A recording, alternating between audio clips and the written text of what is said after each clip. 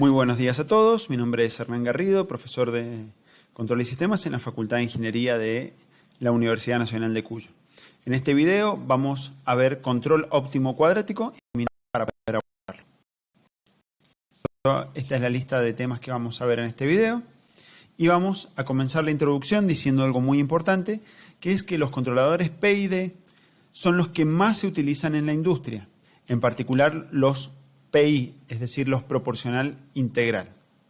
Sin embargo, estos controladores tienen un problema, que es que están conceptualizados para plantas del tipo SISO, es decir, de una entrada y una salida solamente.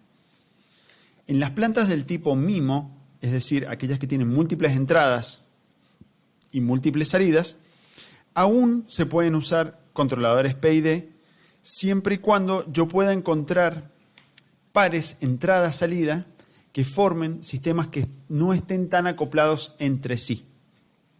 El problema es de que si los sistemas, esos que hemos pensado como pares entrada-salida, están acoplados, el ajuste de estos controladores P y D se vuelve muy complicado. ¿Sí? ¿Por qué se vuelve muy complicado?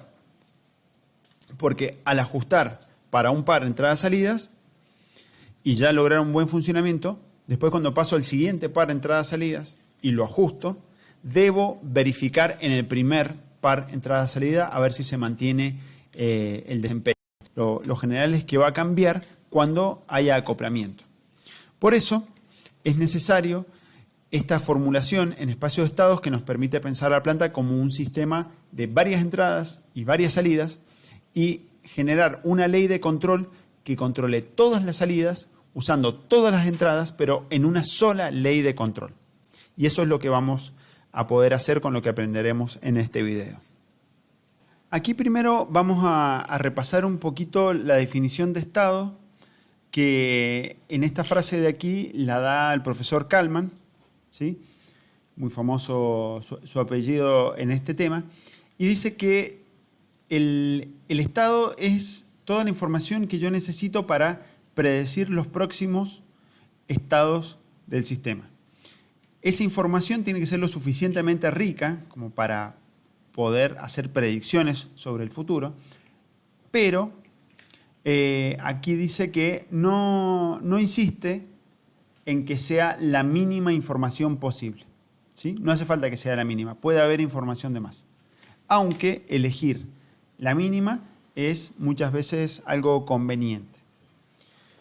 Bueno, nosotros vamos a tener en el control en espacio de estados una situación parecida a esta. Vamos a tener la planta definida como un sistema de múltiples entradas y múltiples salidas y vamos a tener un controlador que, basado en el estado de la planta, va a ejecutar una acción de control.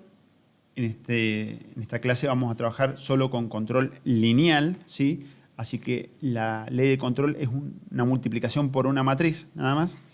Y con eso se va a generar un vector de acciones de control que va a trabajar sobre la planta. La formulación típica en espacio de estados de la planta, nosotros podemos haber visto que es a través de 4 matrices, la matriz A, B, C y D. Pero conviene separar en 2 tipos de entradas. Las entradas que son acciones de control, las vamos a llamar U, entonces habrá una matriz B sub U. Pero también van a haber otras entradas o forzadoras o términos independientes que actúan sobre la planta y los llamaremos D de disturbance, que viene de perturbación. Y para eso necesitaremos otra matriz B sub D. Por otro lado, la salida de la planta puedo pensarlo también de 2 maneras. Puedo pensar las que tienen que ver con los sensores y sub S y las que tienen que ver con el desempeño o performance y sub P. Y por eso aparecen todas estas matrices. ¿Sí? Por el momento, en este video vamos a asumir de que todo el vector de estado, o sea X, es observable, se tiene disponible. Ya veremos cómo se hace a través de los sensores, pero por ahora supondremos de que tenemos el vector de estados disponible. Vamos a repasar ahora algunas definiciones importantes que tienen que ver con la controlabilidad y alcanzabilidad. en cursos previos puede que ustedes hayan visto las definiciones de controlabilidad y observabilidad. Otras no, depende si es más lineal o no, si es en tiempo continuo o tiempo discreto, ¿sí? Pero vamos a trabajar solo con las que tienen que ver con controlar el sistema, ¿sí? Por ahora. Bueno, tenemos nuestro sistema definido de esta manera en tiempo continuo. Tenemos la derivada temporal del vector de estado, es A por X más B sub U por U, ¿sí? Y vamos a suponer para estas definiciones de que no hay perturbación. O sea que este vector de disturbances es nulo. Entonces es suficiente con A y B para definir qué sucede con este sistema, ¿sí? Bueno, primera definición. Vamos a decir que el sistema es estabilizable, ¿sí? O sea que se puede hacer que sea estable. Esa es la forma intuitiva de definir estabilizable. O sea, existe una acción de control que permite convertirlo en estable, ¿sí? No es lo mismo estabilizable que estable. Bien, ¿cuándo un sistema es estabilizable? Cuando partiendo de cualquier condición inicial, ¿sí? Partiendo de cualquier condición inicial, yo voy a poder encontrar un vector de acciones de control que van a ser funciones del tiempo, desde el inicio hasta el infinito, ¿sí? O sea, no hay un horizonte de tiempo definido, tal que si el sistema parte de esa condición inicial x sub 0, o sea, x en el tiempo 0 es x sub 0, logra que, además de haber partido de esa condición inicial, el sistema, después de un tiempo suficientemente largo, el estado converge al vector nulo, ¿sí? En forma informal, podríamos decir que el sistema es estabilizable si hay una acción de control de que lo acerca al vector de estado, al vector nulo, que es el equilibrio, porque este es un sistema lineal, lo acerca al equilibrio tanto como yo quiera, simplemente esperando que pase un tiempo tan largo como sea necesario. Eso significa que el sistema es estabilizable. Definamos ahora cuando un sistema es controlable. ¿Cuándo un sistema es controlable? Cuando, partiendo de cualquier condición inicial, existe un vector de acciones de control que en un tiempo finito, porque están definidas entre 0 y t mayúscula, en un tiempo finito, logran que si el sistema parte de esa condición inicial, después de ese tiempo finito, el sistema converge al vector nulo, ¿sí? Que coincide con el equilibrio en el caso de ser un sistema lineal como está definido aquí. En forma intuitiva podemos decir que un sistema es controlable si podemos hacer que el vector de estado alcance el equilibrio en un tiempo finito, ¿sí? Es una condición más restrictiva, es algo más difícil que hacer que sea estabilizable, ¿sí? Que sea controlable no es lo mismo que sea estabilizable. Estabilizable es de que yo puedo acercar el vector de estado tanto como quiera al equilibrio, esperando un tiempo tan largo como sea necesario. En cambio, controlable es de que yo lo puedo poner exactamente en el equilibrio en un tiempo finito. Eso significa que el sistema sea controlable. ¿Qué es la alcanzabilidad? Un sistema lo llamamos alcanzable cuando para cualquier combinación de estados iniciales y estados finales puedo encontrar una acción de control que en un tiempo finito lo lleve del estado inicial al estado final, ¿sí? Es decir, hacer que sea alcanzable es algo más restrictivo que sea controlable, así como controlable era más restrictivo que sea estabilizable. Alcanzable es que lo puedo llevar desde cualquier estado a cualquier otro estado en un tiempo finito, ¿sí? Llevarlo al equilibrio es un caso particular. O sea que la controlabilidad es un caso particular de alcanzabilidad. ¿Por qué introducimos estas definiciones?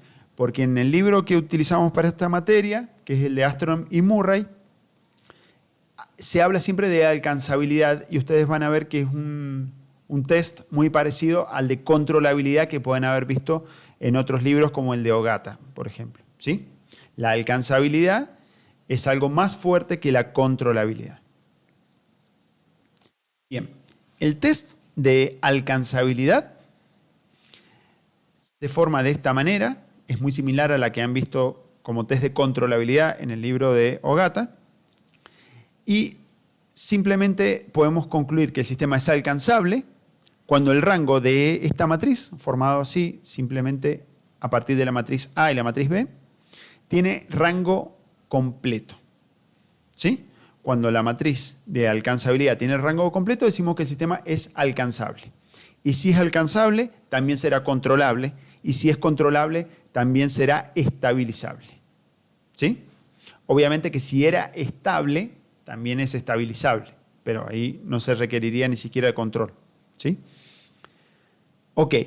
En sistemas lineales e invariantes en el tiempo y de tiempo continuo, la alcanzabilidad y la controlabilidad se implican mutuamente, o sea, son lo mismo. Para sistemas de este tipo es lo mismo que sea alcanzable o controlable. Ahora, no todos los estabilizables son controlables, pero sí todos los controlables son estabilizables. Veamos ahora un ejemplo de un sistema que no sea controlable y sí sea estabilizable. ¿Sí? Acá tengo un sistema en tiempo continuo, ¿sí? Definido de esta manera. Entonces vamos a chequear la estabilidad. La estabilidad, como sabemos, se ve con los autovalores de la matriz A. Los autovalores de la matriz A son estos dos que están acá. Y es fácil porque esta es una matriz diagonal. Entonces vemos que hay al menos un autovalor cuya parte real es mayor que 0. Entonces no es estable. Ahora vamos a ver si es controlable. Hacemos el test de alcanzabilidad, porque sabemos que la alcanzabilidad es más restrictiva que la controlabilidad. Entonces, cuando hacemos el test de controlabilidad, nos da que el rango es 1. ¿Sí? Como el rango es 1 y 1 es menor que 2, no es de rango completo. Entonces tampoco es controlable. ¿Sí? Entonces no era estable, tampoco es controlable. Ahora, saber si es estabilizable. Acá es interesante, esto no hay que confundir las definiciones con los tests. Esto que vimos recién son definiciones, no son tests. ¿Sí?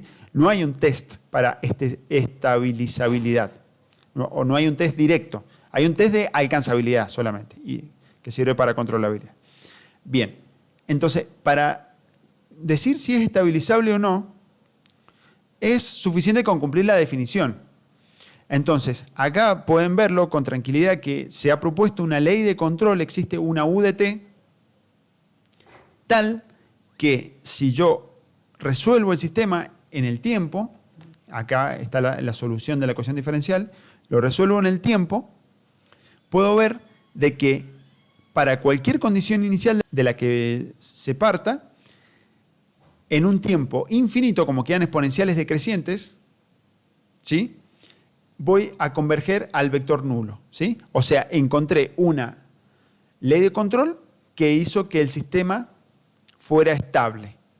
Entonces puedo decir que la planta, o el sistema original, era estabilizable. Entonces vemos, ahí tenemos ese caso. Es estabilizable, pero no controlable y tampoco era estable. ¿Qué corolario podemos sacar de acá y generalizar un poco este ejemplo? Si todos los modos del sistema, que tienen que ver con los autovectores de la matriz A, si todos los modos del sistema, los no controlables, son estables, entonces el sistema es estabilizable. ¿Sí? O sea, un sistema puede tener algunos modos estables y otros controlables. Entonces yo puedo usar la controlabilidad de esos modos, que es lo que pasaba acá. El sistema acá, hice el test de controlabilidad y me dice no controlable. Ah, pero es no controlable porque hay un modo que no puedo controlar, pero hay otro que sí. El modo que no puedo controlar, justamente ya era estable ese modo. Entonces, habiendo controlado al inestable, logré que todo el sistema sea estable. ¿Sí? Entonces, esto es importante en la práctica ¿para qué? Para que ustedes no vayan directamente a hacer un test de controlabilidad y les dice el sistema no es controlable y listo. Entonces, trato de poner otro actuador, otra forma de actuar sobre el sistema. Y no necesariamente hay que hacer eso. ¿Sí? Lo que tienen que ser controlables son los modos inestables. ¿Sí? Con que los modos inestables sean controlables es condición suficiente para que el sistema sea estabilizable. Que muchas veces en la práctica eso es suficiente para cumplir con las expectativas del cliente. Un ejemplo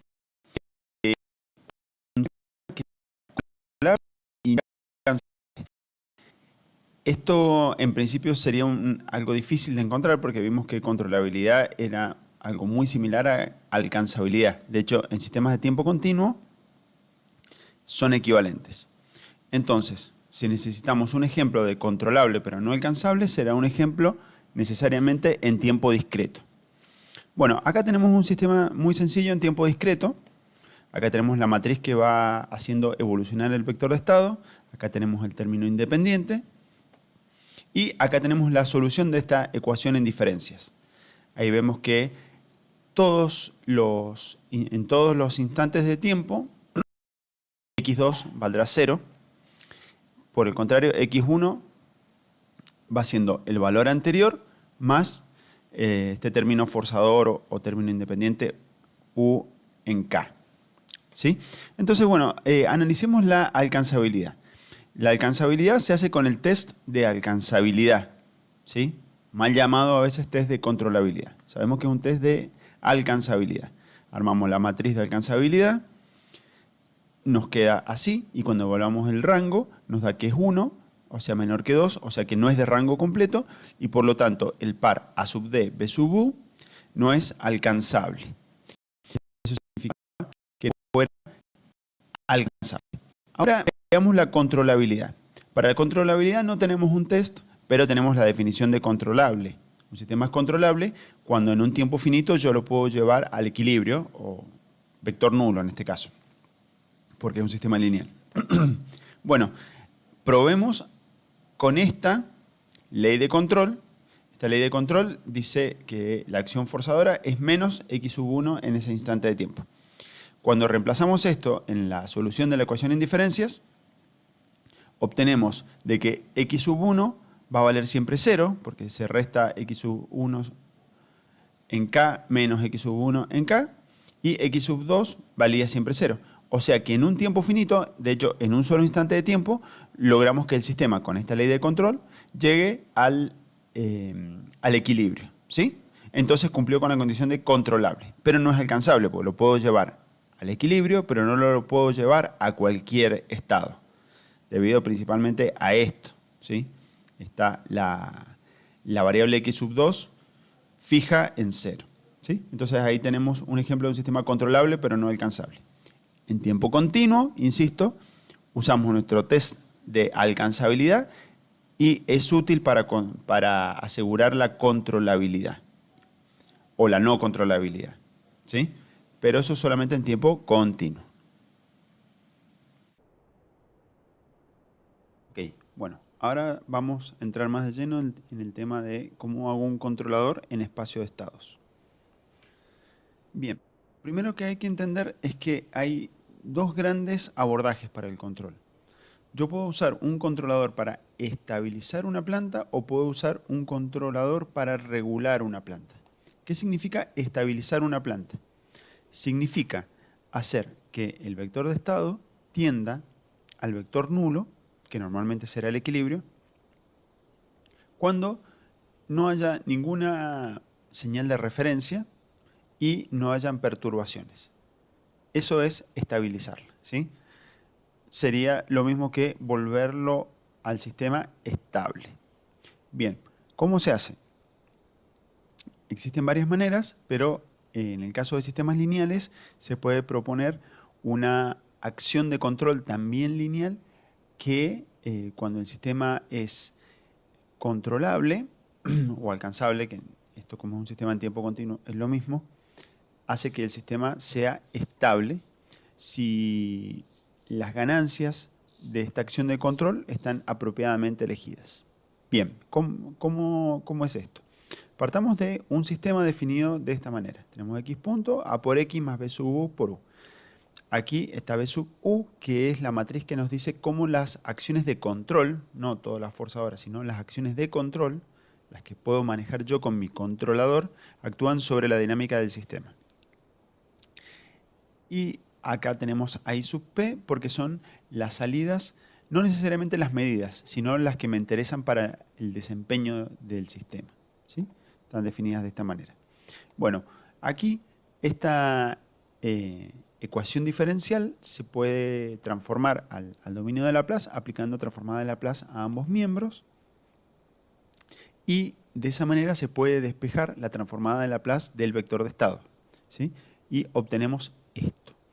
Cuando obtenemos esto, vemos que el vector de estado en el dominio de Laplace va a ser esta gran matriz que está aquí, de acá hasta acá, multiplicando a la transformada de Laplace de las acciones de control. ¿Cómo definimos las acciones de control? Bueno, en el dominio del tiempo van a tener simplemente esta forma. Va a ser una matriz de ganancias que multiplica el vector de estado. ¿Cómo se obtiene el vector de estado? Lo veremos más adelante. Por ahora supondremos que está disponible todo el vector de estado. Como U está definido de esta manera, aplicando la transformada de Laplace acá también, y volviendo a pasar al dominio del tiempo, obtenemos de que el sistema termina teniendo esta forma. Fíjense qué interesante, ya no tiene término independiente, porque este que era independiente terminó siendo dependiente de x. Entonces tengo un sistema no forzado, ¿sí? Este sistema no forzado, si es estable o no, dependerá de los polos de ese sistema, que corresponden con los autovalores de esta matriz. Acá es interesante ver que A puede ser inestable, es decir, las raíces de este polinomio, el polinomio característico de A, pueden tener parte real positiva.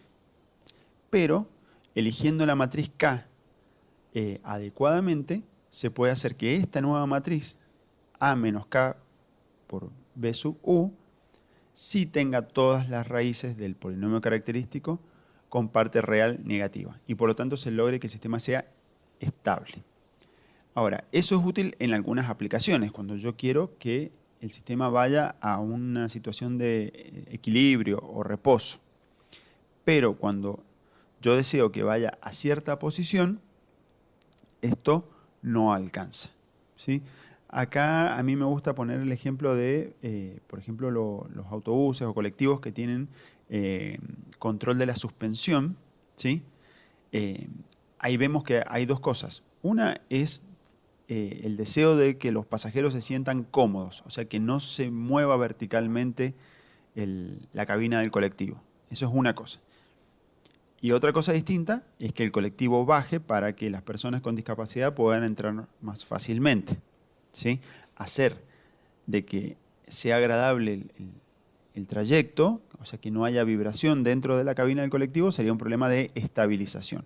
Ahora, si yo quiero que toda la cabina del colectivo descienda para que pueda subir una persona con discapacidad, estamos en un problema de regulación, ¿sí? Veamos matemáticamente qué es un problema de regulación. Un problema de regulación es aquel donde el objetivo es hacer que el vector de variables de salida de interés para el desempeño, o sea, I sub p, tienda a un vector de referencias, ¿sí?, impuestas por un usuario o eventualmente por otro sistema. ¿Cuándo? Cuando las perturbaciones sean nulas, ¿sí? Acá el objetivo es distinto. En vez de que el vector de estado tienda al equilibrio, se busca que las variables de interés, algunas variables de interés, tiendan a variables de referencia. Bueno, ¿cómo se puede lograr esto?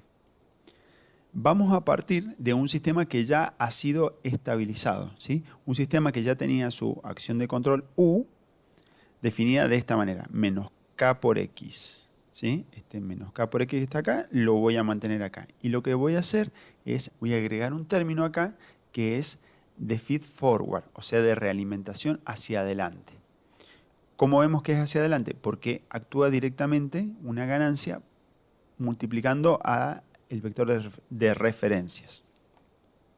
Cuando tengo una acción de control definida de esta manera, con feedback para estabilizar y feed forward para regular, lo que obtengo es esto. Es bastante simple porque estas matrices son constantes. Entonces aparecen la transformada en Laplace de U, de R y de X. Ahora yo puedo volver a este sistema y notar que U de S tiene esta nueva expresión. ¿Sí? Entonces obtengo este sistema en el dominio de Laplace. Acá B sub U es factor común, ¿sí? De estos dos términos. Pero yo puedo distribuirlo, porque está premultiplicando estas dos matrices, y puedo obtener esto, y luego puedo reconocer de que hay un factor común entre estos dos términos de aquí, que es x de s. Sacando factor común postmultiplicando x de s, me queda aquí, y trabajando algebraicamente con el resto de las matrices y reconociendo que toda matriz está multiplicado por la matriz identidad, está premultiplicada por la matriz identidad, se puede obtener esta ecuación. Esta ecuación, ¿por qué es interesante? Porque aparece la referencia, que va a ser en definitiva la entrada del sistema, y el vector de estado, que es, bueno, el estado del sistema. ¿Qué puedo hacer con esto? El vector de estado del sistema es x. Si yo lo premultiplico por c sub p, tengo la salida del sistema. Entonces, de esa manera puedo armar una función de transferencia donde voy desde la entrada del sistema, R, a la salida del sistema, I sub p. Acá está escrito como un cociente de esta manera, y esta nomenclatura es estrictamente válida solo cuando son escalares. Cuando son matrices, en realidad la forma correcta es esta, pero nos vamos a tomar la libertad de escribirlo así en todos los casos, al menos aquí, por comodidad. Cuando logro escribir esta función de transferencia, que va desde las entradas de referencia hasta las salidas de interés, obtengo esta función de transferencia. ¿Sí? Esta función de transferencia nos va a decir cómo el sistema va a responder a referencias. ¿Sí? Aquí lo que falta es encontrar valores adecuados para acá. Eso lo vamos a ver un poquito más adelante, pero lo que se va a buscar es de que esta matriz, toda esta función de transferencia que está aquí, que es una matriz de funciones de transferencia en realidad, en el caso más general, todo esto, se va a buscar que sea la identidad, ¿sí? Para que las salidas que a mí me interesan para el desempeño sigan fielmente a la referencia. Eso no se va a poder hacer en todos los casos, ¿sí? Pero sí se va a poder hacer al menos para un tiempo suficientemente largo. Por eso aparece esta condición aquí. Muy bien, vamos a entrar ahora en más detalle con cada una de estas tareas. La tarea de estabilizar y luego la de regular. Entonces veamos ahora cómo se calculan las ganancias de realimentación, o sea, K mayúscula, y la ganancia de referencia o de feed forward, K sub R minúscula. Para calcular la ganancia de realimentación, lo que tenemos que lograr es de que el sistema sea estable, pero hay en realidad infinitas soluciones posibles para el problema de que sea estable. Entonces vamos a aprovechar esa libertad para pedir más, pedir que el sistema no solamente sea estable, sino que tenga un desempeño en términos temporales prescripto. El sistema a lazo cerrado, cuando está con realimentación para estabilizarlo, tiene un polinomio característico dado por esta ecuación, ¿sí? Acá, en vez de aparecer A, fíjense que aparece A menos K por B sub U, ¿sí? Este es el nuevo sistema a lazo cerrado, que ocurría por esto que vimos aquí. Bien, entonces, el deseo es de que este polinomio característico tenga estas soluciones, ¿sí? O sea, que el sistema tenga estos polos. Esos polos pueden estar determinados por especificaciones temporales del diseño, como por ejemplo tiempo de estabilización, overshoot y tiempo de subida, ¿sí? Una vez que a partir de las especificaciones temporales tengo los polos deseados del sistema, será cuestión de encontrar la matriz K, tal de que la solución de esto sean esos polos. Se hace con el método de Ackermann y la matemática no la vamos a ver acá, simplemente vamos a decir que hay dos funciones de MATLAB replicadas luego en el paquete de control de Python, y esas funciones son Acker y Place. Cualquiera de las dos sirve para encontrar la matriz K, tal de que este sistema tenga estos polos. Acker es una que responde al método de Ackermann como se planteó originalmente, y Place es una que ha sido modificada matemáticamente para que sea numéricamente más estable. Pero es solo una cuestión numérica. Ok, entonces veamos cómo encontrar los valores para la ganancia de referencia, ¿sí? Que es una ganancia de prealimentación o de feed forward en lugar de feedback. Bien, lo que se va a buscar es que la función de transferencia del sistema, tomando como salidas las salidas de interés para el desempeño y como entrada la referencia, voy a buscar de que esto sea la identidad, ¿sí? Para que la salida siga fielmente a la referencia, al menos cuando la variable de Laplace sea cero, que es lo mismo que pedirlo al menos cuando el tiempo tiende a infinito, ¿sí? O sea, es la función de transferencia de continua o de DC, ¿sí? O en estado estacionario, todos esos son sinónimos. Bueno, entonces yo ya tenía una expresión para la función de transferencia y lo único que vamos a hacer es reemplazar S por 0 e igualar a la identidad. Una vez que hagamos eso, solamente resta despejar K sub R. K sub R al despejarlo queda de esta manera, ¿sí? Acá hay que tener cuidado porque hay dos inversas. También hay que tener cuidado porque en los libros normalmente esta inversa de aquí afuera no sale escrita de esta manera, sino sale como un cociente. Eso de pensarlo como un cociente, como 1 sobre todo esto que está acá, es válido cuando K sub R es escalar. En este caso, que está escrito aquí, vale para K sub R matriz rectangular en general, ¿sí? Lo cual es bueno porque me va a poder permitir seguir varias variables de referencia al mismo tiempo.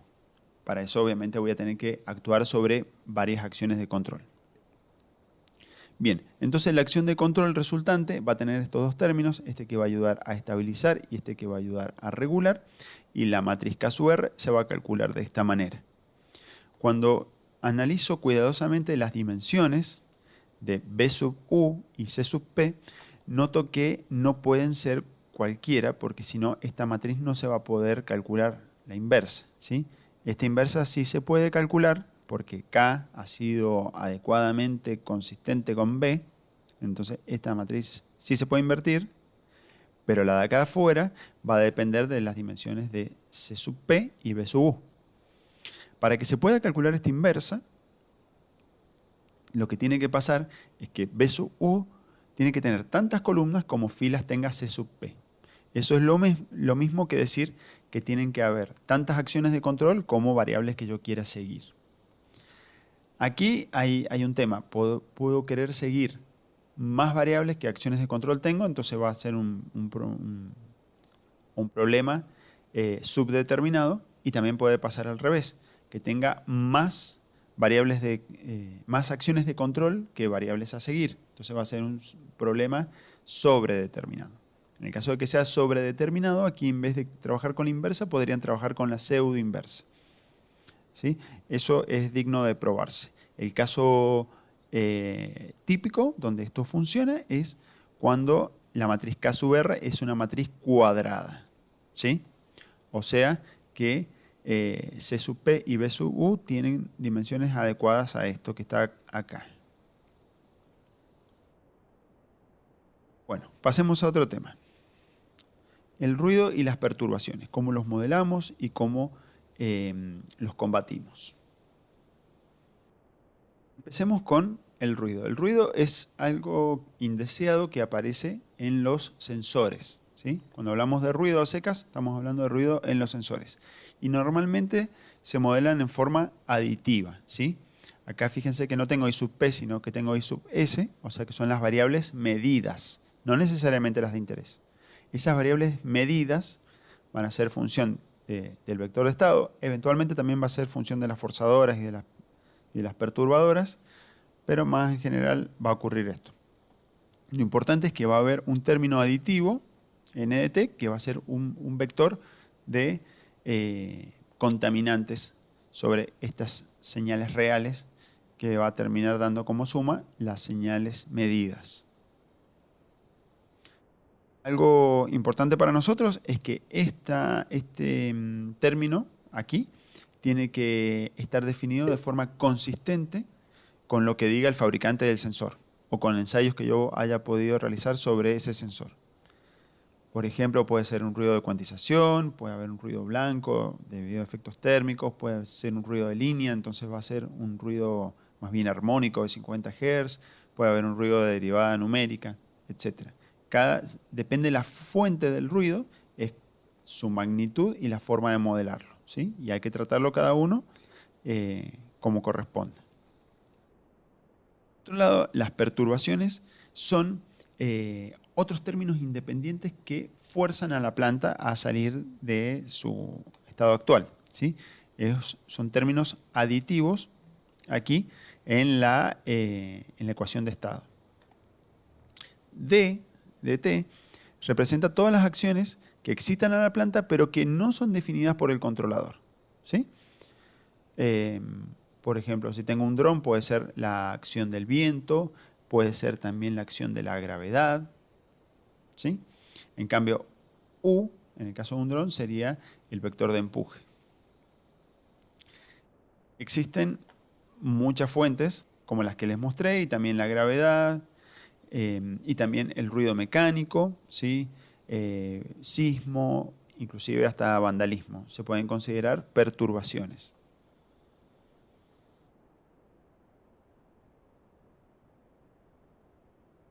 Ok, vamos a ver un tema que es la acción integral, que es para combatir el problema de las perturbaciones y para combatir el problema de cierto tipo de perturbaciones.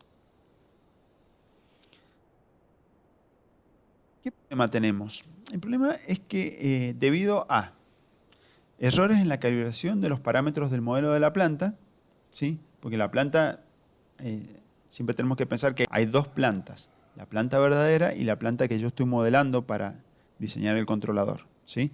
Puede haber diferencia entre esos parámetros.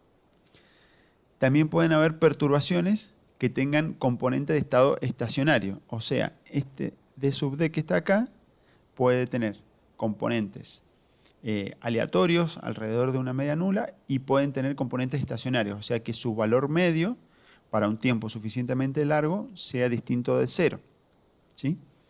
Eso puede ocurrir. Y también puede ocurrir que tenga ruido con componente estacionario en las mediciones, ¿sí?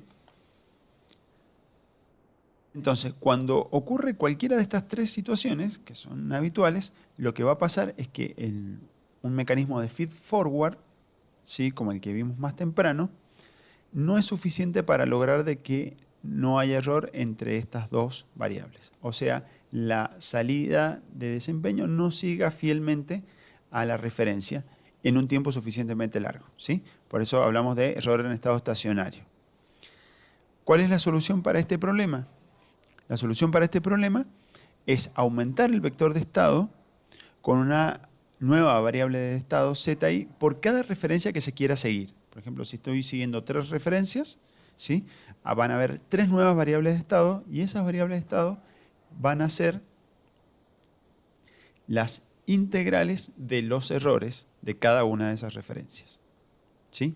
Entonces vamos a tener que z punto, esta nueva parte del vector de estado, z, su derivada, z punto, va a ser la diferencia entre el vector de variables de interés y el vector de referencias.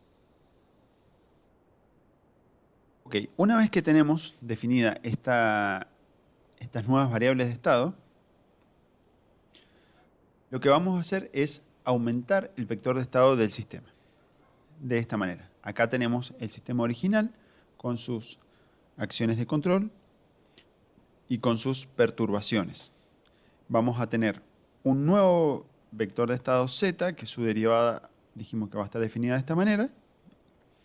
Y empezamos a trabajar algebraicamente. Reconocemos que I sub p no es más que S sub p por el vector de estado original x. ¿Sí? Y aquí nos queda R. Entonces nos va a quedar un nuevo sistema cuyo vector de estado aumentado es este que está aquí. Aquí está en realidad ya derivado. Y voy a tener una nueva matriz A aumentada que va a quedar formada de esta manera. Acá vemos que tenemos A por X más 0 por Z. Rescatamos este término. Y acá tenemos C por X más 0 por Z. Rescatamos este término. Acá tenemos B sub U por U. Rescatamos este término. Acá tenemos P sub D por D. Rescatamos este término. Y acá tenemos menos la identidad por R. Rescatamos este término. ¿Sí? A esta matriz la llamamos B sub R. Esta es una matriz de perturbaciones aumentada. Esta es una matriz, una B sub U aumentada. Y acá tenemos la matriz A aumentada. Bueno, las nuevas variables de estado no es más que la integral del error. ¿Sí? Y la matriz aumentada va a tener esta dimensión que está aquí. ¿Y esto para qué va a servir? Para eliminar el error en régimen permanente. ¿Sí? Lo que va a suceder es de que el estabilizador, que habíamos visto más temprano cómo se diseñaba, ahora en vez de trabajar sobre el vector x, va a trabajar sobre el vector x aumentado. Y eso va a hacer de que también tienda a 0 la integral del error. ¿Sí? Por eso vamos a terminar formando una acción integral. Acá tenemos la acción de control para estabilizar, pero con ese control del error en estado estacionario. ¿Sí? Aparece esta nueva matriz K sub I que multiplica a Z. O sea que tengo una, en términos del vector de estado aumentado, tengo esta nueva matriz de ganancias, que en vez de ser K, va a ser K aumentada y está compuesta por estas dos matrices. El vector de estado aumentado dijimos que había quedado de esta manera. Entonces, la acción de control va a ser simplemente esta matriz K aumentada por X aumentada. ¿Cómo obtenemos? Acá lo que está faltando es obtener el valor de K aumentada. Bueno, también se hace por asignación de polos. ¿Sí? De una manera muy similar a como lo habíamos visto recién. De hecho, en vez de asignación de polos, también podría usar control cuadrático regulatorio. ¿Sí? Que lo vamos a ver un poquito más adelante. Pero no es más que controlar un nuevo sistema que en vez de ser su vector de estado X, es X aumentado. ¿Sí? Una vez que yo calculo esta matriz K aumentada, se pueden extraer de ahí por inspección, siguiendo esto que está acá, K y K sub I. ¿Sí? Entonces ya puedo armar la ley de control con estos dos términos. Me faltaba un tercer término que era K sub R. ¿Sí? K sub R se calcula de esta manera. Entonces la acción de control va a tener al final tres términos. Uno que va a tender a estabilizarlo, otro que va a tender a regularlo con una acción de feed forward y uno que va a tender a evitar los errores en estado estacionario por feedback integral. Bueno, el último tema que nos está faltando es el controlador lineal cuadrático para regulación, también llamado LQR, Linear Quadratic Regulator. Esto no es más que una alternativa a la ubicación de polos.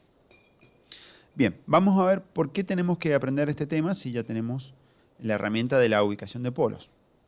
Bueno, la ubicación de polos permite definir la dinámica del sistema discrecionalmente a partir de especificaciones temporales. Eso es algo bueno, ¿sí? Pero hay un problema.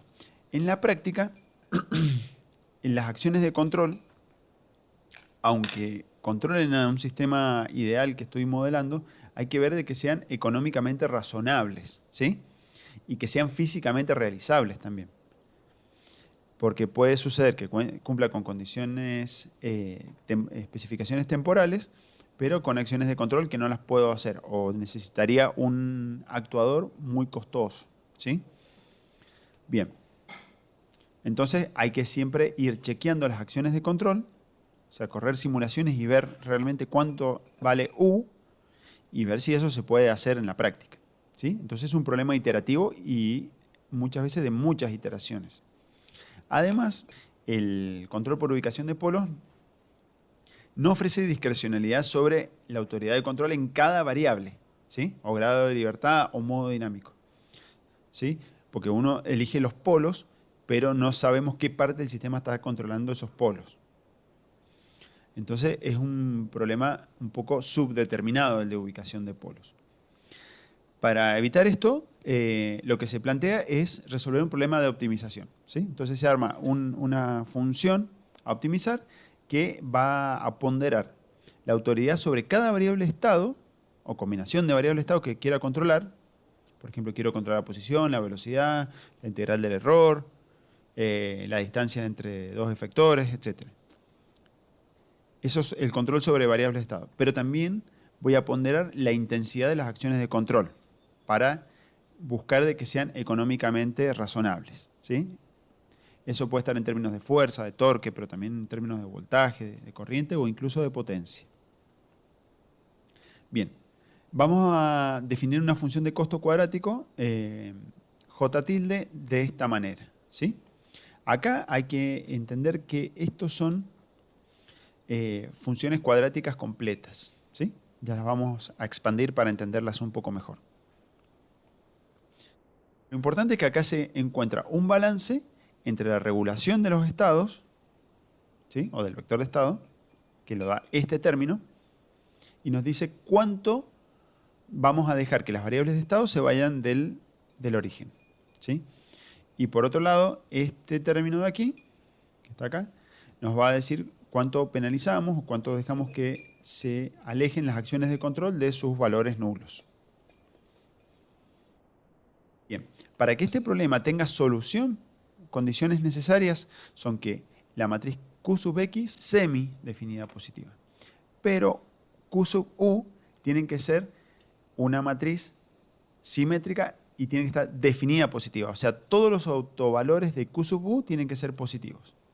Esto es entendible porque si yo dejara que algún autovalor de Q sub U fuera nulo, lo que estaría diciendo es que hay acciones de control o combinaciones de acciones de control que no tienen ninguna penalización y eso me permitiría que las acciones de control sean tan grandes como yo quiera. Entonces el problema de optimización que está aquí planteado tendría una solución trivial, que es aplicar todas las acciones de control que puedas o que quieras en realidad. Entonces, la solución es encontrar una acción de control también lineal, como la que habíamos planteado al principio, por eso se llama regulador cuadrático lineal. La parte lineal es la parte de la acción de control y lo que es cuadrático es el funcional que estoy optimizando. ¿Cómo se resuelve? ¿Cómo se encuentra la matriz K?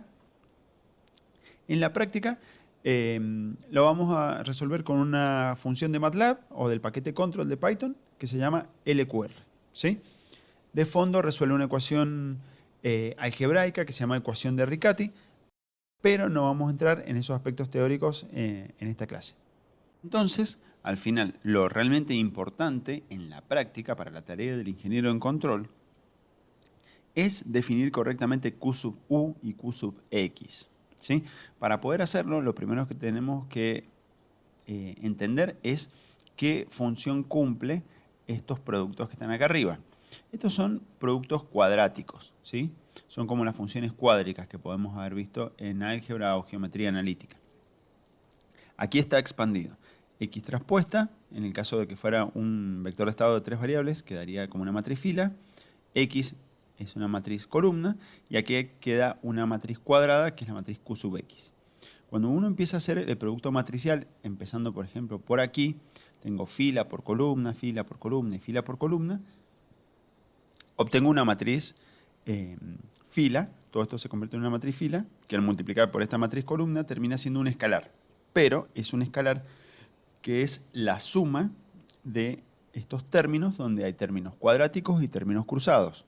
Los cuadráticos, como x1 cuadrado, x2 cuadrado y x3 cuadrado, están asociados a los elementos de la diagonal principal.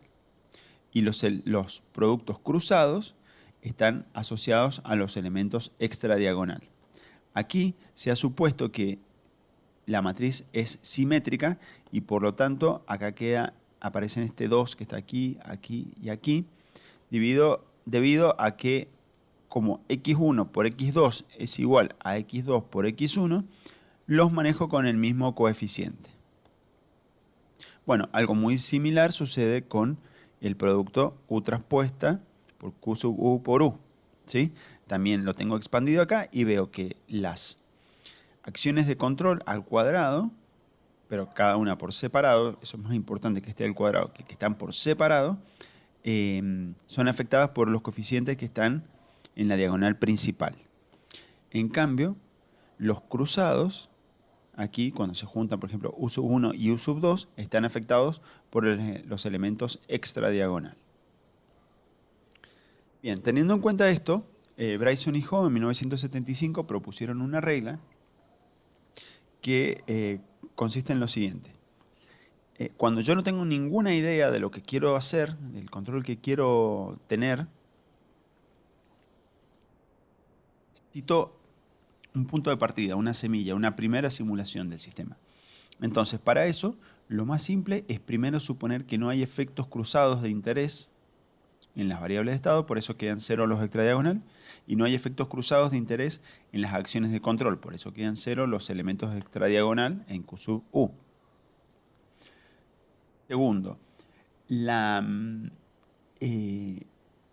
problema más grave de la asignación de pesos no está en si le doy más peso a esta velocidad o a esta otra, o a este desplazamiento o a este otro. El problema más grave es que pueden estar medidos en unidades diferentes y eso va a hacer que puedan diferir inclusive en órdenes de magnitud. Para poder compensar eso, lo que propuso Bryson y Ho es una normalización con el cuadrado de los valores típicos de las variables de estado y los cuadrados de los valores típicos de las acciones de control. ¿Sí? ¿Y por qué al cuadrado? Porque acá vimos que van los coeficientes, Q sub 1 por ejemplo, se va a multiplicar con el cuadrado de esa variable de estado. Entonces al dividir por el cuadrado típico de esa variable de estado, la magnitud y las unidades que quedan al cuadrado en numerador y denominador se simplifican y obtengo algo más relacionado con el peso o énfasis que quiero hacer en el control de cada una de las variables de estado. Y lo mismo para las acciones de control. Entonces así queda compatibilizadas las unidades del vector de estado y a su vez ellas con las unidades del vector de acciones de control. Porque no olvidemos que estaba ponderado así, simplemente como una suma. Ok, eso está bastante bueno, pero en la práctica conviene aplicar una versión adaptable que simplifica esto. No todas las variables del vector de estado las vamos a querer controlar con un énfasis, no con el mismo énfasis, sino con un énfasis definido. Hay algunas que no me va a interesar si se controlan más o menos. Por ejemplo, yo quiero hacer un control de posicionamiento y si va demasiado lento o demasiado rápido, para mí no es importante. Entonces, no quiero asignar directamente pesos a esas variables. La propuesta que tenemos aquí es recordar de que las variables de interés para el desempeño del sistema, agrupadas en el vector I sub P, se construyen a partir de una matriz C sub P que multiplica al vector de estado. Entonces, lo que podemos hacer es construir una matriz Q sub P también con la regla de Bryson, pero utilizando solamente las variables de interés, ¿sí? Que puede ser un subconjunto o combinaciones lineales, ¿sí? Yo puedo tener, por ejemplo, un sistema y quiero controlar la aceleración, pero la aceleración no es una variable de estado, aunque sí es una combinación lineal de velocidades y posiciones. Y lo puedo tener definido en C sub P. Entonces, de esa manera, esta matriz me puede permitir penalizar aceleraciones, cuando la aceleración no era una variable de estado. Bueno, ¿cuál es el truco? De que voy a construir una matriz Q sub X como este producto. Si yo analizo este producto y reemplazo esta Q sub X acá, lo que vemos que lo que está sucediendo es que estamos penalizando las I sub P, ¿sí?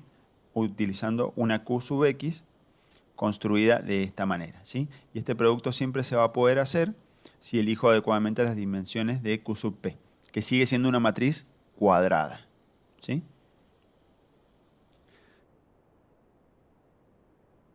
Vamos a ver ahora un par de ejemplos, son dos ejemplos, ejemplo 1 y ejemplo 2, que son muy similares para que vean el efecto que tiene la matriz Q sub P al aplicar esta regla. En ambos ejemplos, el vector de estado tiene dos variables, x1 y x2, ¿sí? Acá está el ejemplo 2, tiene x1 y x2. Lo que cambia es que en uno a mí me gustaría controlar que la suma de las dos variables de estado tienda a cero, ¿sí? Que se estabilice la suma. Sin importarme, por ejemplo, de que este quede en un valor positivo muy grande y este un valor negativo muy grande, pues la suma va a ser cercano a cero, ¿sí? En cambio, en el ejemplo 2, fíjense qué sutil la diferencia. En vez de querer controlar que la suma sea cercana a cero, quiero que sea cercano a cero cada uno de ellos, ¿sí? Inclusive sumándolos. Como acá el valor absoluto está separado, por desigualdad triangular sabemos que es distinto. Esto de esto, ¿sí? Es distinto. Acá no voy a permitir que uno sea un número negativo muy grande en valor absoluto, pero negativo, y otro muy grande y positivo, ¿sí? Porque esto me daría muy grande. En cambio acá, en el ejemplo 1, sí voy a permitir eso. Bueno, veamos en cada caso cómo se construye la matriz Q sub X. Definí primero quién es I sub P, cuál es mi variable de interés. Bueno, la variable de interés, lo que quiero controlar finalmente es x1 más x2. Entonces digo, bueno, necesito que I sub P sea una sola variable de interés, I sub P sin negrita, y que se calcule como x1 más x2. Eso lo puedo hacer definiendo C sub P de esta manera, como 1 y 1. Entonces tengo 1 por x1 más 1 por x2. ¿Sí? Bien, entonces ya tengo a C sub P. Y Q sub P va a ser una matriz cuadrada también, pero de 1 por 1. Va a tener un solo elemento, porque voy a tener una sola variable de interés para controlar, ¿sí? Que es Q sub P minúscula. Bien, entonces ya teniendo definido Q sub P minúscula, que va a ser un peso a asignar también con regla de Bryson, yo puedo construir este producto, C sub P traspuesta por Q sub P por C sub P. Y me aparece esta matriz. Fíjense que resultaron ser todos iguales, inclusive los cruzados, ¿sí? Ahí hay algo interesante, porque recién la regla de Bryson me decía los productos cruzados, déjelos todos en cero. Acá vemos que si lo que quiero es controlar la suma, ¿sí? Y que la suma tienda a cero, necesito que los cruzados sean distintos de cero. Acá cuando analizo, ya está definida Q sub X y el sistema se puede poner en funcionamiento y probarlo. Acá lo que hemos hecho es recuperar este término para ver qué está sucediendo cuando hago X traspuesta por Q sub X por X. Cuando expando este producto, veo que como aquí son todas Q sub P minúscula, quedan todas Q sub P minúscula, es factor común, y es factor común del cuadrado de un binomio, ¿sí? Esto se puede factorizar de esta manera. Entonces vemos de que esta matriz Q sub X lo que está haciendo es penalizando la suma de las variables de estado, ¿sí? Esa es una posibilidad. Ahora, en el otro caso donde yo las quería minimizar por separado y quería que las dos se minimizaran, ¿sí? Las dos traten de llegar a cero, sean positivas o negativas, va a resultar que tengo dos variables de interés y las dos las quiero controlar, a x1 y x2, las quiero controlar por separado, aunque sea con el mismo peso, pero por separado. Entonces, I sub p está definido de esta manera. Para que esté definido de esta manera, necesito calcular quién sería C sub p. Bueno, como I sub p es igual a x sub p, no queda otra que C sub p sea la matriz de identidad. Bien. Y como dijimos, las quiero minimizar con el mismo peso, entonces pongo a Q sub p, que es una matriz cuadrada, ahora de 2 por 2, los dos elementos de la diagonal principal iguales. Bien, y vuelvo, como recién, a calcular Q sub X, como este producto. Entonces acá me va a quedar la matriz de identidad traspuesta, que es la identidad, por la Q sub P que armé recién, por la matriz de identidad. Y recupero esta matriz Q sub X que resultó ser igual a Q sub P. Cuando yo verifico ver este producto qué términos tiene, tengo que calcular esta operación que está acá. Y cuando la calculo, resulta que tengo x sub 1 al cuadrado por q sub p más x sub 2 al cuadrado por q sub p. Ahí también puedo sacar q sub p, factor común, pero fíjense que queda factor común de x1 cuadrado más x2 cuadrado. No como recién, que quedaba x1 más x2 todo al cuadrado, ¿sí? Es distinto. Acá se va a permitir de que tengan signos opuestos y valores absolutos grandes. Acá no. Bueno, finalmente vamos a pasar a un ejemplo práctico. Aquí les voy a presentar primero el esquema de lo que quiero controlar y después vamos a ver en MATLAB la asignación básica que yo tendría que hacer para simular este sistema. Bueno, este sistema está inspirado en una obra de teatro clásica que se llama El fantasma de la ópera, donde hay una parte donde hay un gran candelabro que se mueve y pasa por arriba y delante del público, ¿sí? Ese candelabro está controlado normalmente por dos cables. Uno que está bastante vertical y otro que está en diagonal, ¿sí? El cable que está vertical ejerce una fuerza T sub 1, una fuerza de tensión T sub 1, y el cable que está en diagonal una fuerza de tensión T sub 2, ¿sí? El candelabro tiene una determinada masa. Los cables en realidad son elementos no lineales que solamente pueden hacer fuerzas de tracción.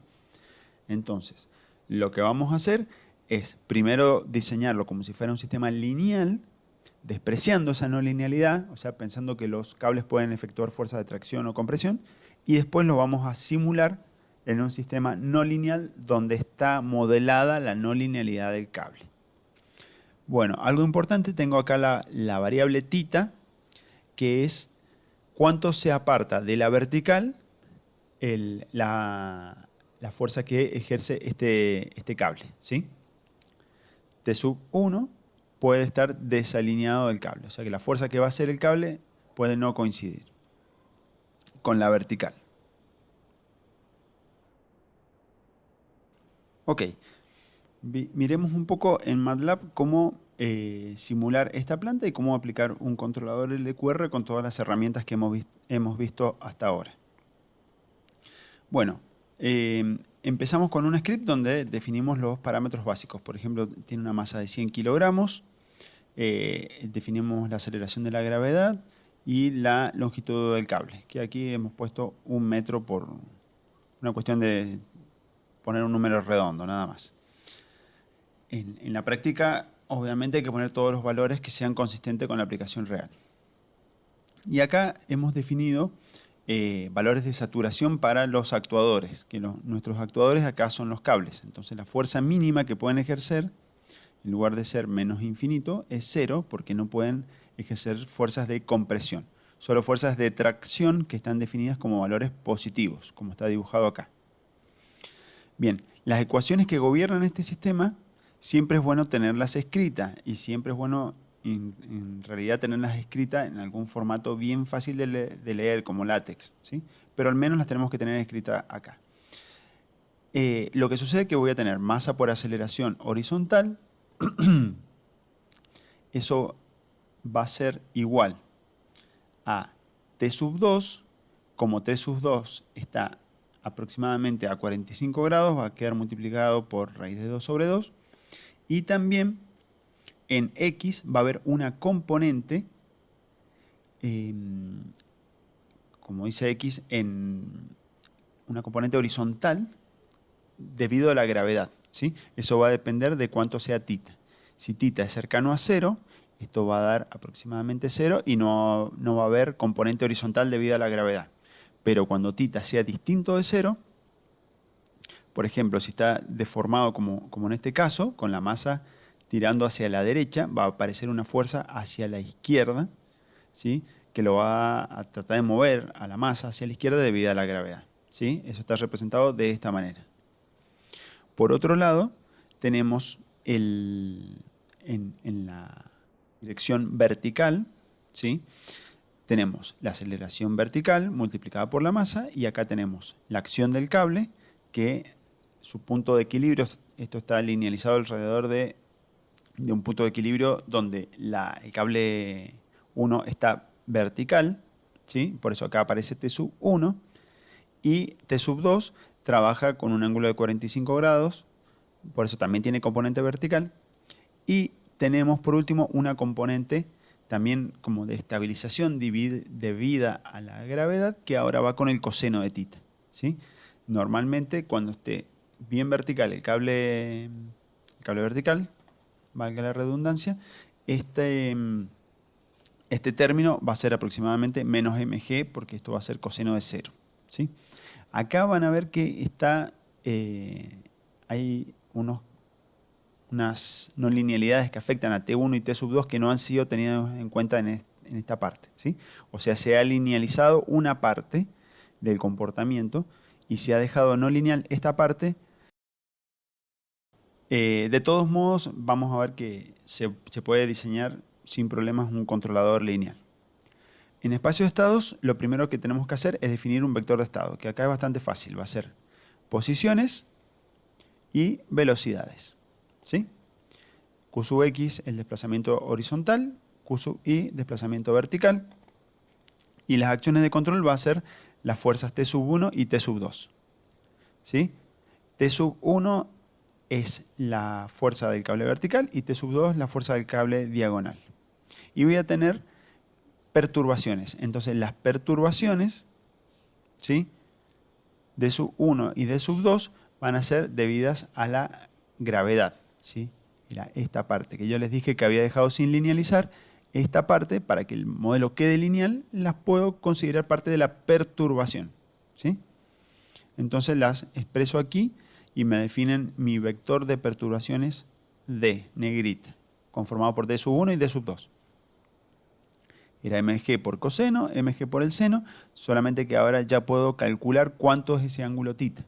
Va a depender del desplazamiento en x, en y y de la longitud del cable, ¿sí? Esto lo pueden chequear trigonométricamente y geométricamente de que sea correcto, pero lo es, ¿sí? Es el arco tangente de un cociente, ¿sí? Acá usamos a tan 2 para no tener problemas con los cuadrantes. Bueno, ¿cuáles son las variables que a mí me interesan para el control? En principio van a ser las 4, ¿sí? Entonces acá planteo I sub P como que son las 4. Después eso lo puedo ir cambiando. De acuerdo a la tarea que quiera realizar, ¿sí? No es que voy a tener una sola matriz C sub P para todo mi proyecto. En realidad voy a tener una matriz C sub P y correspondientemente una variable, un vector de variables de interés I sub P por cada tarea de mi proyecto, ¿sí? Bueno, esto sí es un poco más estático a lo largo del proyecto, que son las variables que vaya a censar, ¿sí? Eso va a repercutir después cuando veamos cómo funciona un observador de estado. Bien, acá también tengo que definir un amortiguamiento natural, que eso en la práctica se suele calibrar en forma empírica. En este caso va a tener que ver con la disipación del cable, que tiene que ver con su trenzado. También va a tener que ver con el movimiento de un cuerpo dentro de un dominio de aire, y eso genera arrastre, etc. ¿Sí? Al final lo mejor es calibrar eso empíricamente con ensayos a lazo abierto. Bueno, acá la matriz A queda formada de esta manera. Esta es una forma típica. Cuando se agrupan posiciones y velocidades, queda una matriz nula, una matriz identidad. Normalmente en este bloque menos m a la menos 1 por k, y acá queda menos m a la menos 1 por c. No tengo un vector, no tengo una matriz K de rigidez, pero tengo una matriz de amortiguamiento, por eso aparece esto aquí. Para entender esta matriz de entrada del sistema que tiene que ver con las acciones de control, notamos que normalmente el bloque superior va a estar en 0. ¿Por qué? Porque las acciones de control son del tipo fuerzas, que por Newton se relacionan con las aceleraciones, y las aceleraciones son las derivadas de las velocidades. Por eso los términos que aparecen no nulos son los del bloque inferior. Bien, ahora, ¿cómo se interpreta esta fila y esta fila? Cada una de estas filas está relacionada con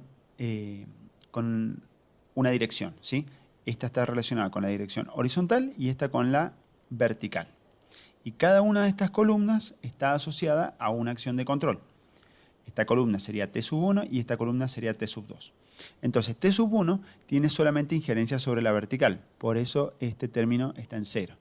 Y la injerencia que tiene sobre la vertical es directamente 1 sobre la masa, ¿sí? Porque fuerza sobre masa es aceleración.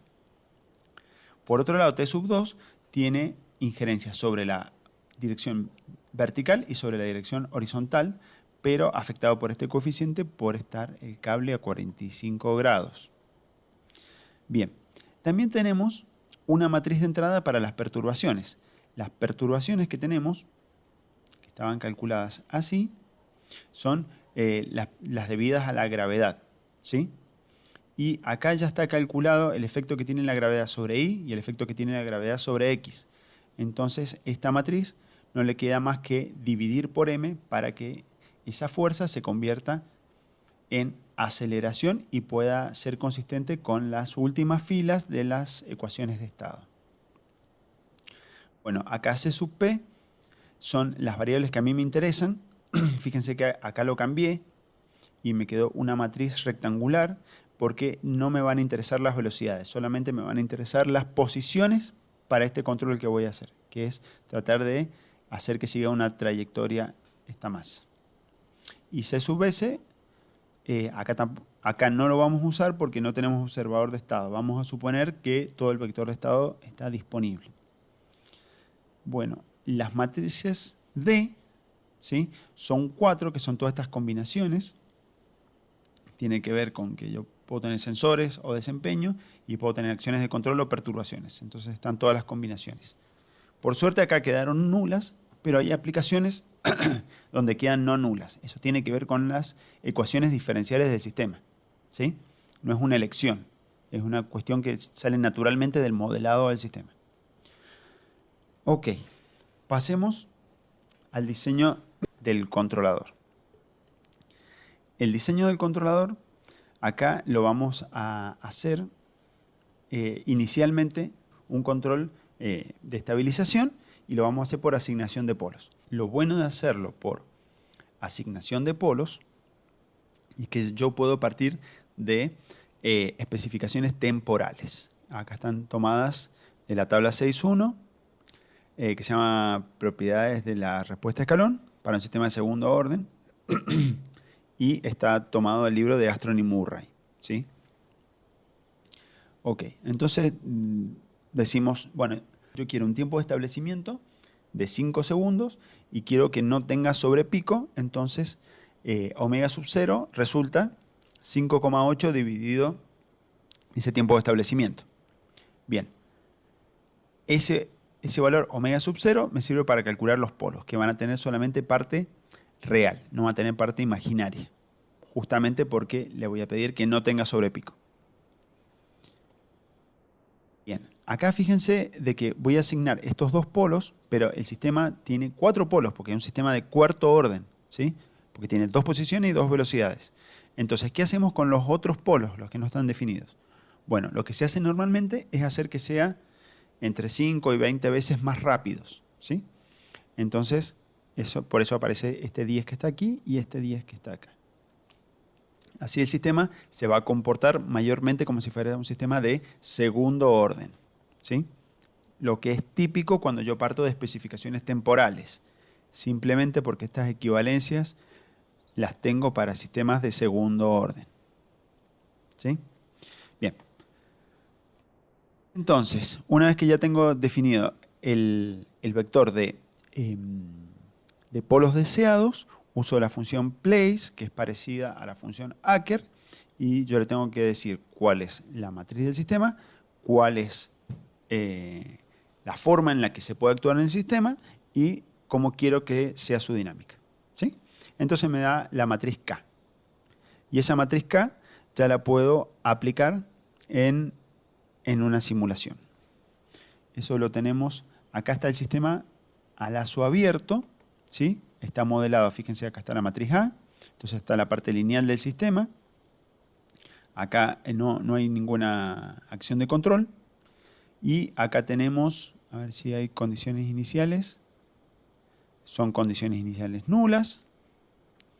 Y las componentes de la gravedad están calculadas aquí, ¿sí? Acá hemos puesto algunas perturbaciones para ver cómo se comporta el sistema ante perturbaciones, ¿sí? Pero en el régimen estacionario es solamente la gravedad, ¿sí? Que actúa a través de esta matriz B sub D. Vamos a ver qué pasa con las posiciones. Tenemos esta respuesta. A ver qué sucedió. El amarillo es la primera entrada, sería el desplazamiento horizontal, ¿sí? En horizontal no se movió. Y verticalmente, esto significa que empezó a caer, ¿sí? Y siguió cayendo para siempre. Para que se mueve a velocidad constante.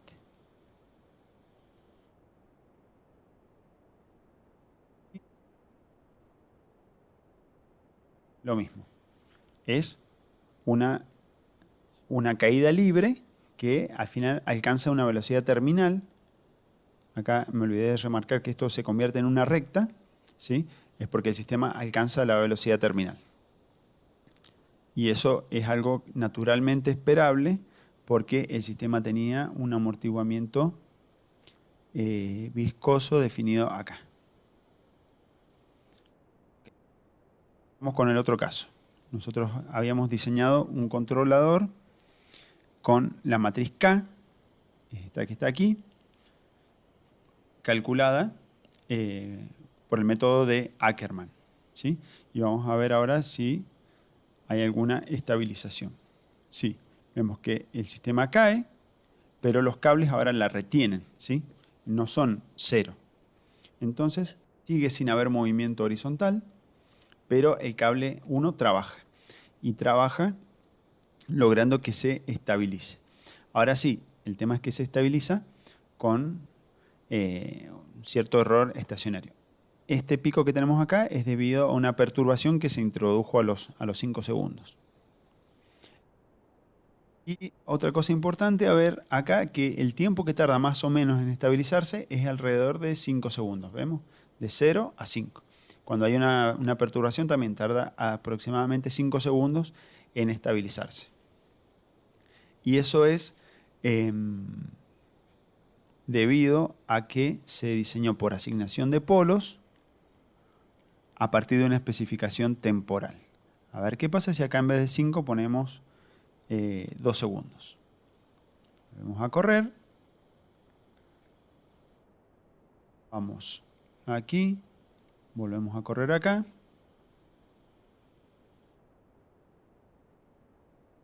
Y vemos que en 2 segundos se estabiliza.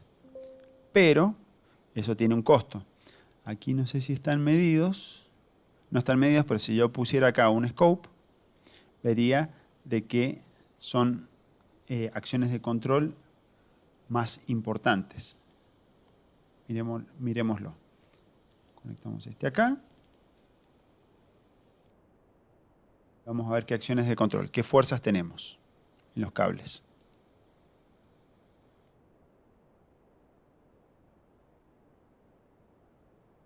Vemos que hay varias que están en cero por cómo es esta salida, ¿sí? Porque tiene 4 salidas. Las 2 primeras sabíamos que eran nulas porque las que valen son las que tienen que ver con aceleración, o sea, las últimas ecuaciones. Bien, y de ellas hay una que es nula porque no hay fuerza en el cable, no hay fuerza horizontal, sí hay fuerza vertical. Acá que vemos que es alrededor de 10 newton, ¿sí? 10 newton. Ahora, si yo vuelvo acá y vuelvo a esta especificación de 5 segundos, vuelvo a correr,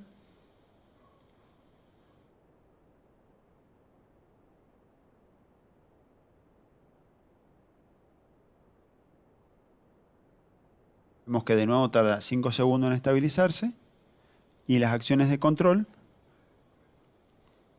son más chicas, al menos en este pico. Fíjense que acá esto fue 10 newton y se tuvo que quedar ahí porque tiene que compensar la gravedad, ¿sí? Pero este pico acá llegó de 10 a un poco más de 15, mientras que recién, cuando esto lo ponía en 2, de 10 a un poco más de 15.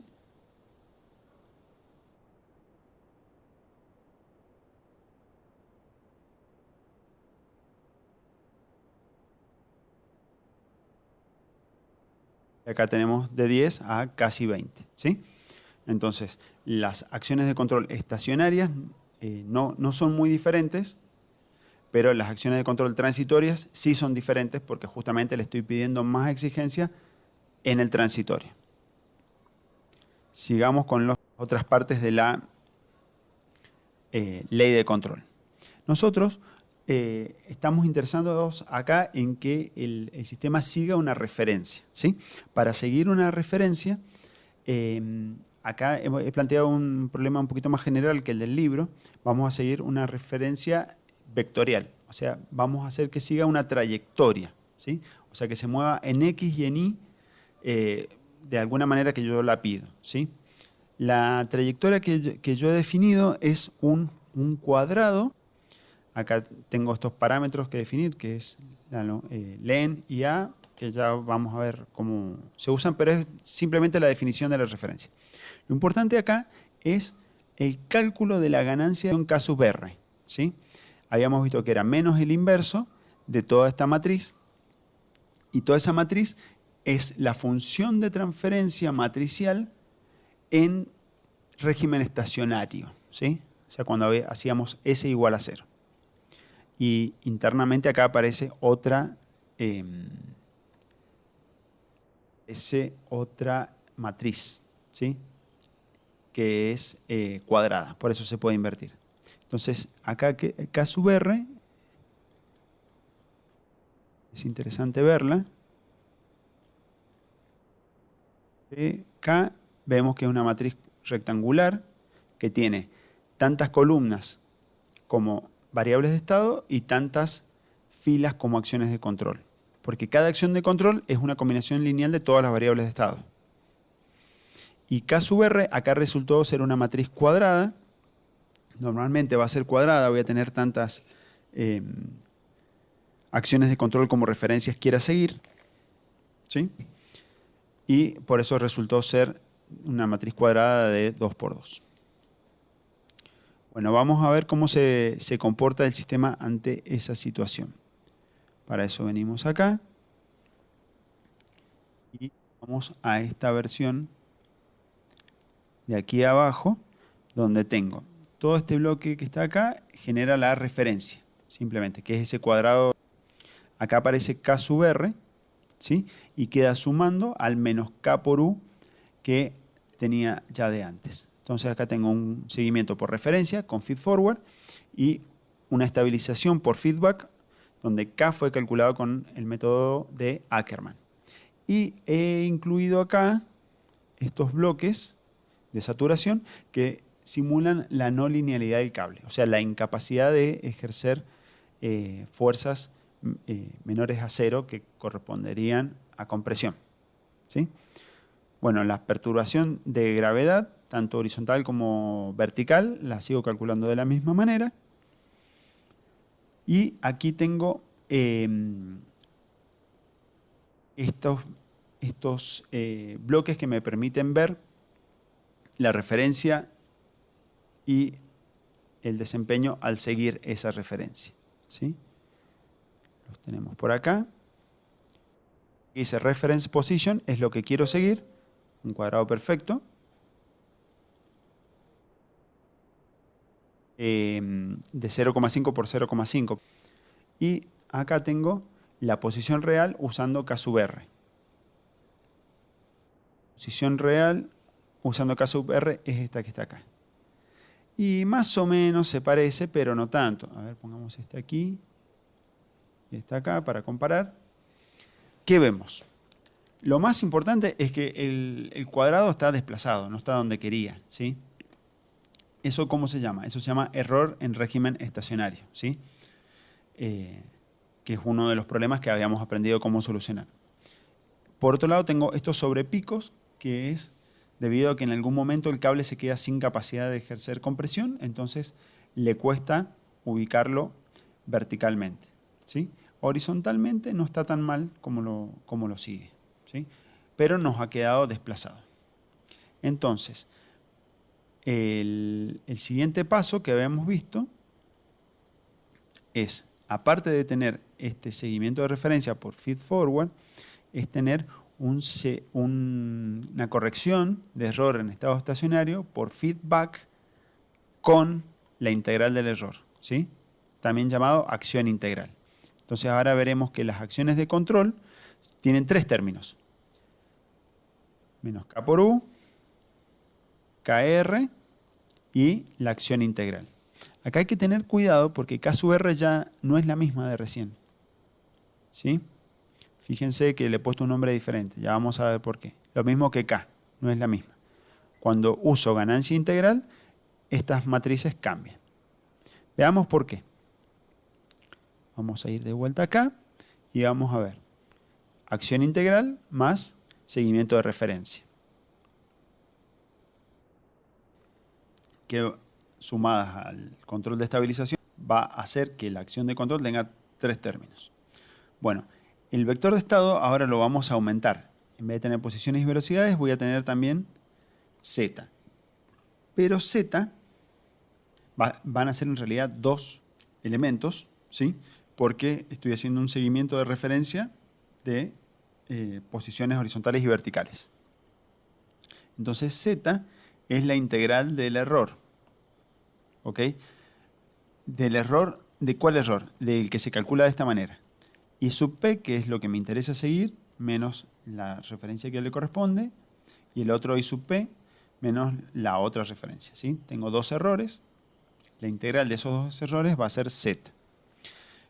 Como la integral de esto es Z, la derivada de Z es esto simplemente, que acá está escrito como la resta de dos vectores, ¿sí? Cada uno de estos dos vectores es un vector columna que tiene dos componentes. Bueno, vamos a ver ahora cómo quedan las matrices aumentadas. Son estas que están acá.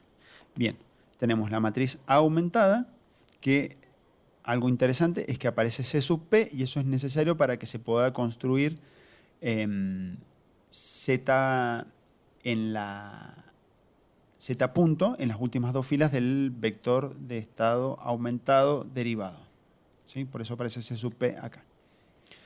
B aumentada también crece por una cuestión de consistencia de unidades.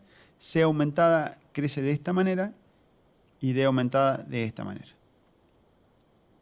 Bien, ahora el tema es, si por posicionamiento de polos yo quiero que se genere la matriz K, ¿sí? Ahora algo importante es que la matriz K la vamos a calcular de nuevo. Va a haber una K aumentada porque va a trabajar sobre una A aumentada y una B aumentada. Entonces también voy a tener una P aumentada.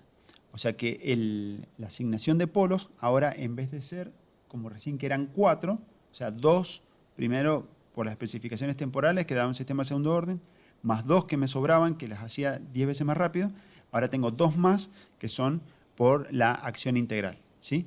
Entonces por eso tengo que agregar estos 2 polos de aquí, que tienen que tener también parte real negativa para que pueda ejercerse el control con acción integral. Bien, entonces vuelvo a usar la misma función, pero con estas nuevas matrices y vector de polos deseados. Y aquí, esta K aumentada tenía 2 partes. Tenía la parte de K a secas, que sería la realimentación para estabilización, ¿sí? Y tengo otra parte que tiene que ver con la acción integral propiamente dicha. Fíjense que acá es de la columna 1 a la 4 y acá es de la columna 5 a la 6. Eso tiene que ver con esto que habíamos visto más temprano. K aumentada tiene estos 2 bloques. Entonces, yo calculo K aumentada y después las matrices estas las extraigo. Por eso, K ya no es la misma. Ahora es K cuando uso K sub I. Y K sub I sale de la misma K aumentada. Ahora hay que calcular K sub R. Ahora, K sub R va a cambiar también. ¿Por qué?